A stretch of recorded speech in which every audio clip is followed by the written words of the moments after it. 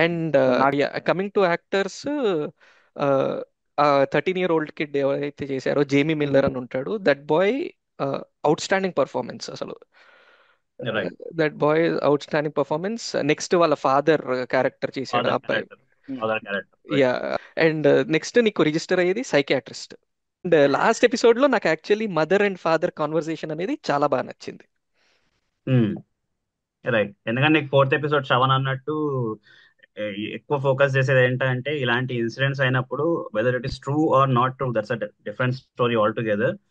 నీకు సొసైటీ ఎలా ట్రీట్ చేస్తుంది, చుట్టుపక్కల ఉన్న వాళ్ళు ఎలా ట్రీట్ చేస్తారు, and how badly you will get impacted అనేది నీకు అందులో బాగా చూపిస్తాడు.